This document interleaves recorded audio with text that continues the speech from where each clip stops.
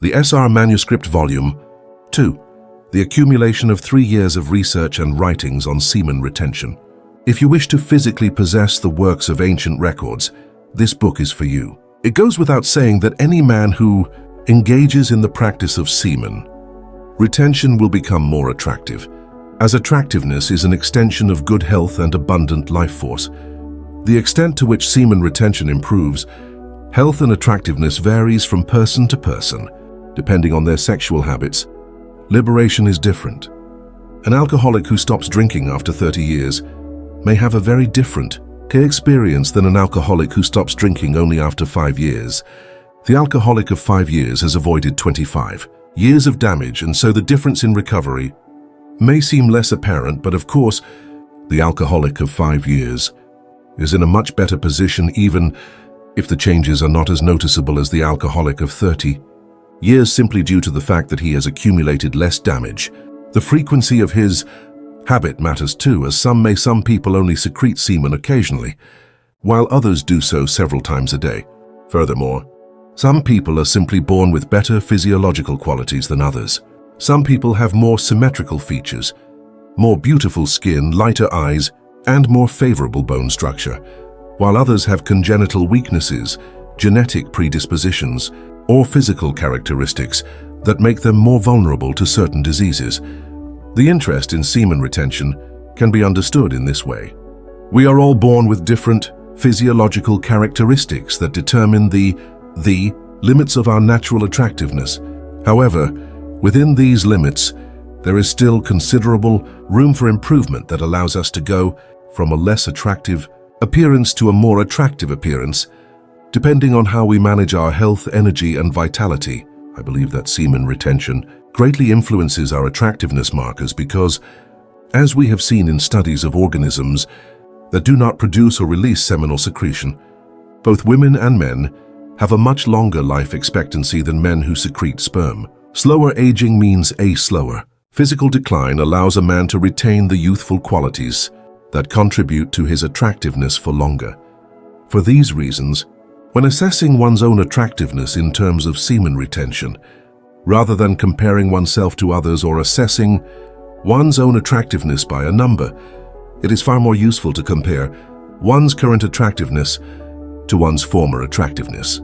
I believe that any man who fully retains his semen for at least 6 to 12 months will see a marked improvement in his physical condition, especially in the eyes, complexion, and face.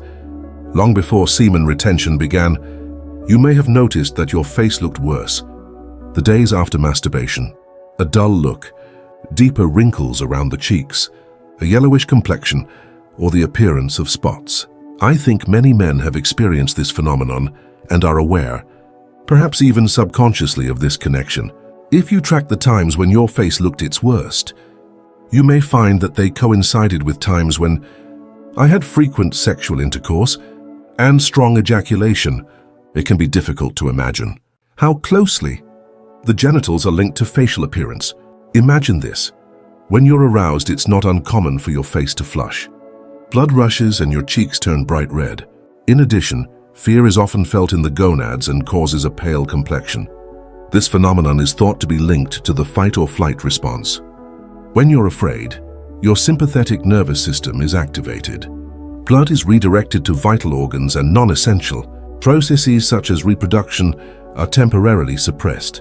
The face and the condition of the genitals appear to be intimately linked. And this is why I believe that semen retention has such a profound influence on facial appearance. I can say this with confidence because much of it comes from personal experience. Starting with the eyes, perhaps the most important feature of the face, it has been said that poor features with good eyes are preferable to poor eyes with good features. The eyes, they convey much of our inner world, our biology, our health, and our vitality. It's no wonder they're called the windows of the soul. A man suffering from a shortage of sperm due to excessive ejaculation often reported dull, tired eyes. Aristotle wrote that of all the parts of the head, the eyes are the most sensitive, and those who abuse sex develop a hollow look. This writing dates back to the 19th century. All the false sexual excitement that causes a loss of sperm in men and excessive passion in women is reported in the eyes. Connoisseurs know how to distinguish these people, as well as husbands who avoid trouble by retiring prematurely, provided they can look their daughters straight in the eye. Those whose gaze is dull, sleepy, apathetic, dejected, empty, dazzling, glassy, leaden, without energy or lascivious, vulgar, and lascivious will be far less satisfactory husbands than those with bright, sunny, clear, pure, and loving eyes. The former may be better than nothing, but they are poor creatures. Red ribbons around the eyelids indicate sexual inflammation and passion in them. A sensual, animal-like appearance. Sky blue, lead-tinged whites of the eyes indicate sexual exhaustion and impotence in men, and passivity in women. In men, a loss of sensuality is indicated by pale, oily yellow whites. Even today, it is well known that many sexual disorders reveal ocular symptoms. In the 18th century, the Swiss physician Tissot mentioned this connection between the eyes and face and the loss of sperm. A loss of color or an earthy tint to the face, a purple hue. The appearance of the eyelids, a languid expression of the face, a look of tiredness and indifference when the patient gets out of bed, difficulty in getting up are all signs which may lead to the discovery of this pernicious habit. Here we could trace the physical state produced by onanism, if this had not already been done. As Tissot writes here, it is not only the eyes which change through the emission of signals. It is the general appearance of the face, the countenance, as they said. In my own experience, my face looked it was at its peak during 2 distinct periods in my life, when my sexual activity was intense. Oddly enough, these were also times when I received less attention from the opposite sex.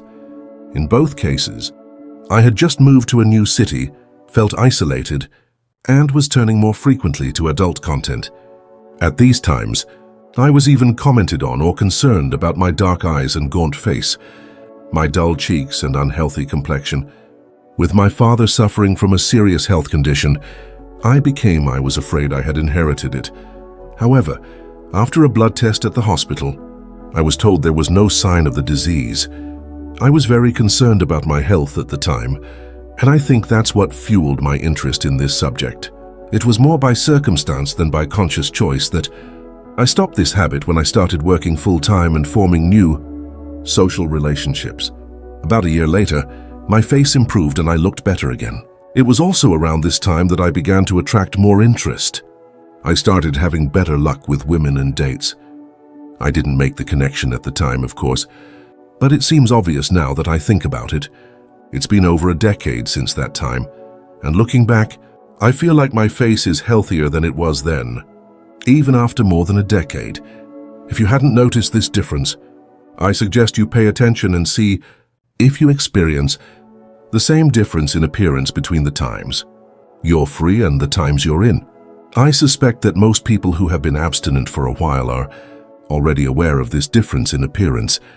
The testicles are closely linked to the adrenal glands. Therefore, testicular exhaustion would likely have a significant impact on the condition of these glands. Adrenal fatigue is also known for its facial manifestations. Symptoms such as sunken eyes, dark circles, and pale complexion are also mentioned in people who abuse sex and masturbation. The process of ejaculation and orgasm is said to have a considerable impact on the nervous system. Bernard writes, "It is clear that there is an important internal physiological relationship between the secretions of the sexual glands and the central nervous system. The loss of these secretions, whether voluntary or involuntary, has a detrimental effect on the nutrition and vitality of the nerves and brain. On the other hand, the preservation of these secretions has a vitalizing effect on the nervous system, a regenerative effect on the endocrine glands, and an rejuvenating effect on the organism as a whole." The face and appearance of a masturbator often cropped up in ancient works, alluding to the idea that a man who practices this habit cannot hide his habit, because if he tried, he would be instantly betrayed by his own appearance. There is not a single form of sensuality that is not marked by its outward but significant mark of recognition. Let not the intensely purulent but apparently modest victim of a secret pollution place on his soul the flattering unction that comes from the gaze of his neighbor. Mortals, he can hide his vice unworthy of a man. It is written on his forehead. It is imprinted on his visibility. His hollow face, his pale, expressionless and senseless face, his dull eyes, his attenuated silhouette, his hasty and shameful retreat from the gaze of virtuous women, all proclaim that the weak vow of solitary vice is worse than an obscene monk. Here, then, is a form of the fulfillment of this prediction. There is nothing done in secret that is not revealed or hidden, even from men of whom one does not know how many more. The ostrich is said to be so devoid of reasoning intelligence that it hides its head from its pursuers in the nearest thicket, unconscious that its enormous body is not concealed.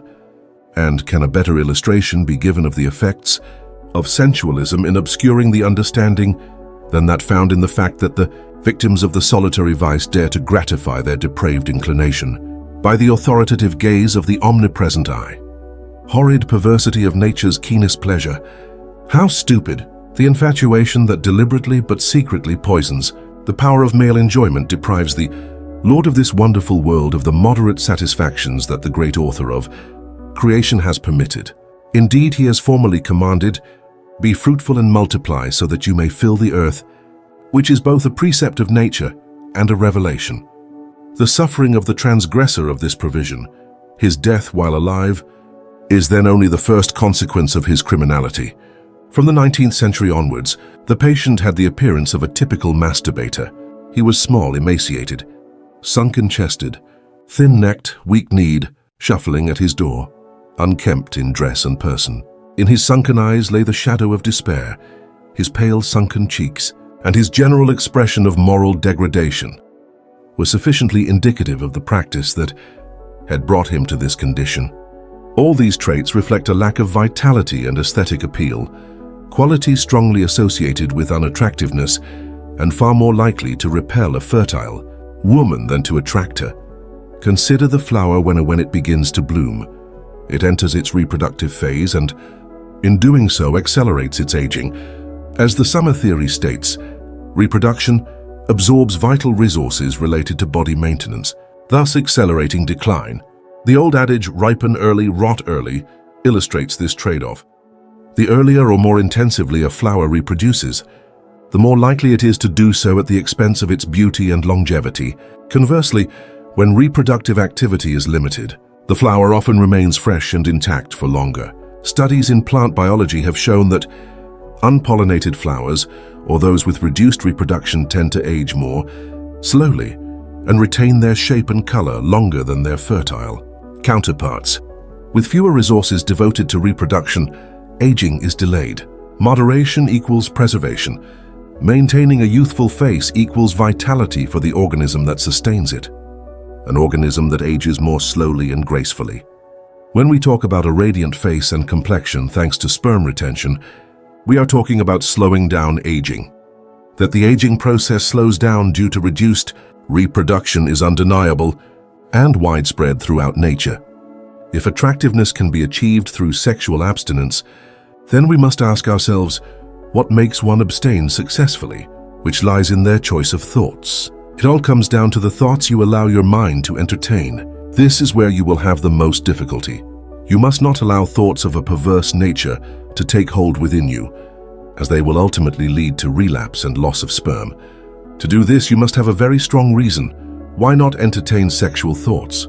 I've found it helpful to think of sexual thoughts as parasites so dangerous that their infiltration into the mind would wipe out all my noble manly traits.